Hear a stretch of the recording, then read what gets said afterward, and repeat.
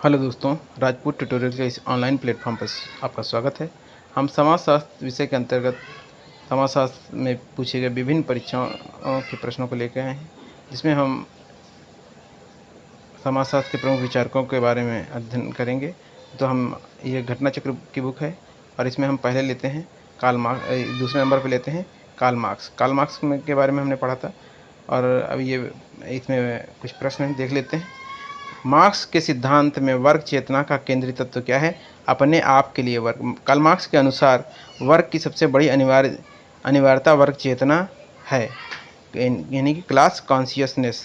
वे कहते हैं जब एक काम धंधे का काम करने वाले लोग संगठित हो जाते हैं तो उनमें यह चेतना आ जाती है। कौन सी चेतना? वर्ग चेतना।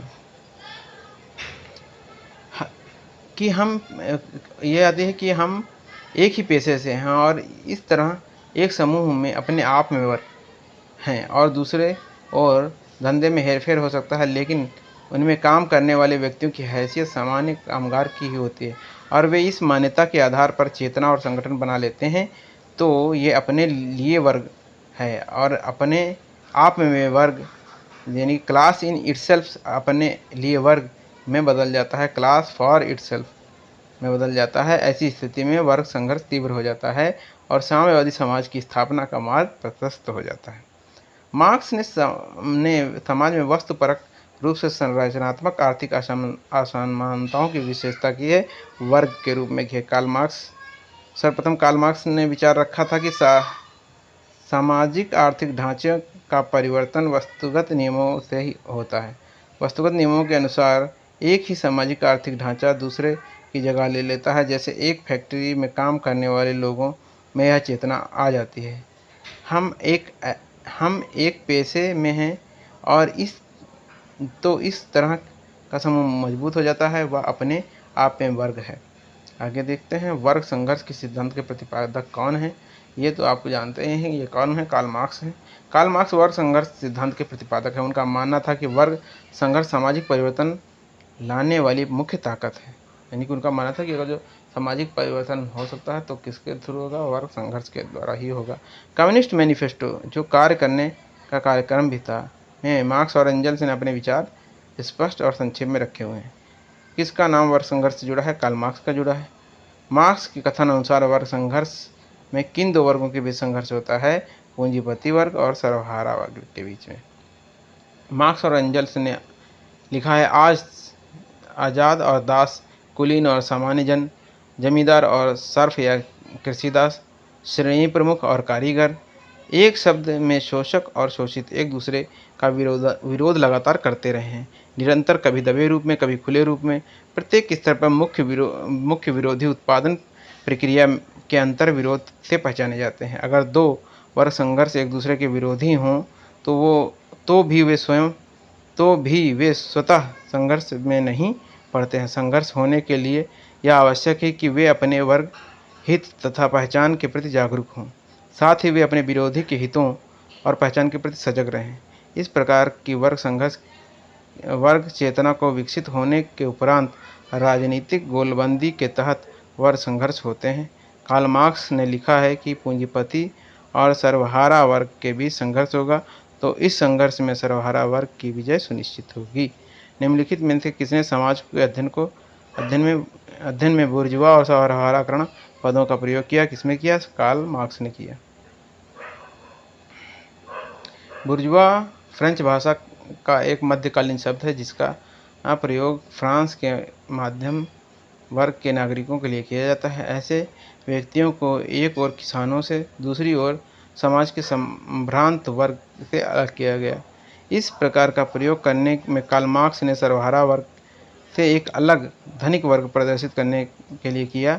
मार्क्स के अनुसार इन दोनों वर्गों में निरंतर विरोध के संबंध रहे हैं, जिसका अंत बुर्जुआ की समाप्ति और सर्वहारा वर्ग की प्रशस्ति में होगा।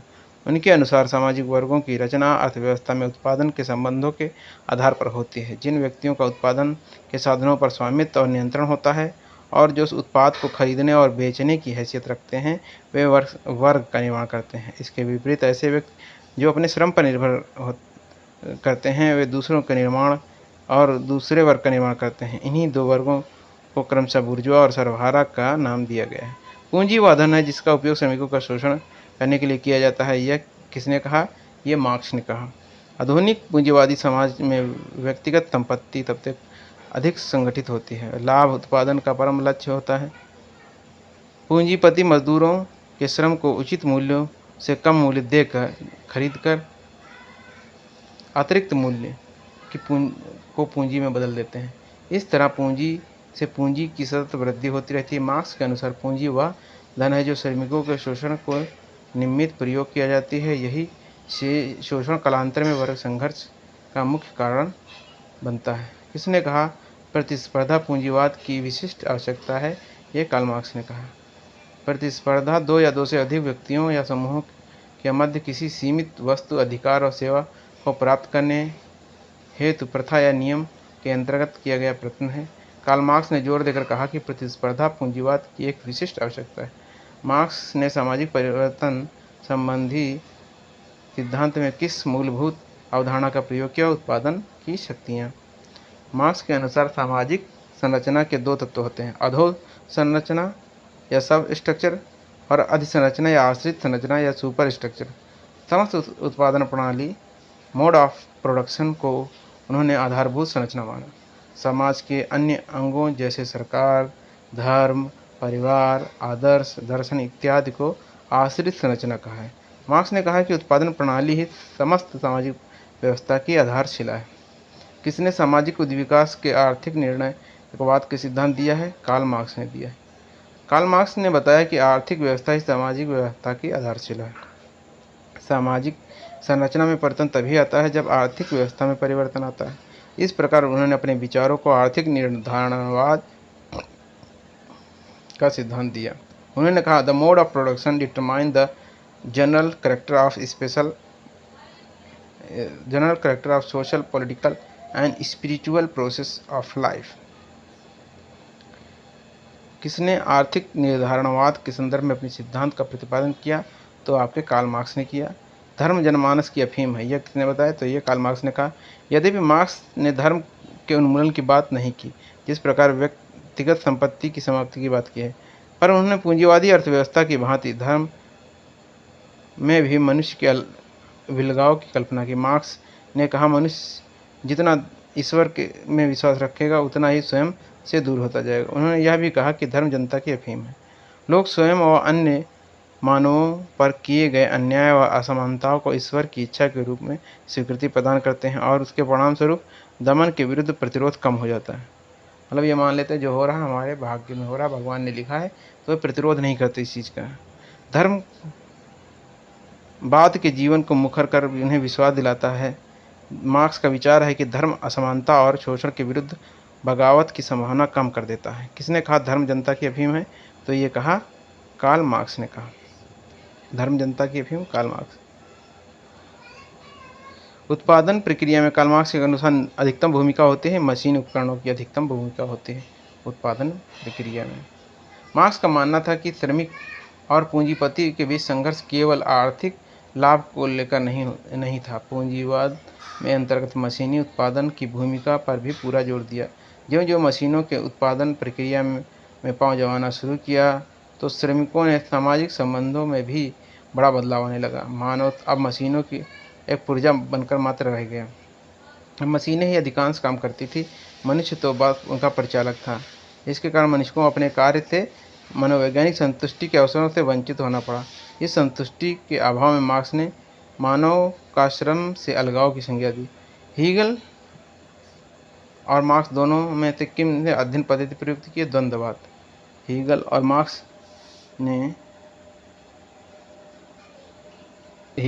ने द्वंद्वात्मक पद्धति अपनाई। मार्क्स और एंजल्स ने हीगल के द्वंद्ववाद को उनकी आदर्शात्मक खोल से निकाल कर उसे भौतिकवादी जामा पहनाया। इस बात को स्वीकार करते हुए मार्क्स स्वयं दास कैपिटल के प्रथम खंड के द्वितीय जर्मन संस्करण के आमुख में लिखते हैं, उनके साथ हीगल के साथ यह द्वंद्ववाद सिर के बल खड़ा था। यदि आप उसे रहस्यमय आवरण के भीतर छिपे तर्क, बुद्धिपरक सार तत्व का पता लगाना चाहते हैं तो आप उससे उलट कर फिर पैरों के बल सीधा खड़ा करना होगा। और दास कैपिटल में मार्क्स कहते हैं कि मेरी द्वंद्ववादी पद्धति हीगलवादी पद्धति से न केवल भिन्न है अपितु ठीक उसके उल्टी है। श्रम शक्ति और श्रम पूर्ति के हानिकारक प्रभावों में से कौन सा सही नहीं है? तो वर्ग संघर्ष और तथा बेरोजगारी में कमी आई है, ये बात सही नहीं है। वर्ग संघर्ष और बेरोजगारी में कमी आना श्रम शक्ति और श्रम आपूर्ति का एक सकारात्मक पक्ष है, जबकि गरीब और अमीर के बीच अंतर को बढ़ाना समाज के लिए हानिकारक है। श्रमिकों के लिए दशाएं प्रभावित होने से उनका रोजगार प्रभावित होगा, अंततः गरीबी का कारण बनेगा। राष्ट्रीय स्तर पर उग्रवादी प्रवृत्तियों को बढ़ावा मिलना भी समाज के लिए अत्यंत हानिकारक है। ये हमारे कार्ल मार्क्स कंप्लीट होते हैं। इनकर को नेक्स्ट वीडियो में करेंगे। अगर वीडियो आपको पसंद आता है तो वीडियो को लाइक करें, चैनल को सब्सक्राइब करें, शेयर करें, जिससे हमारा मनोबल बढ़ता रहे और हम आपके लिए वीडियो लगातार लाते रहें। वीडियो सुनने के लिए धन्यवाद।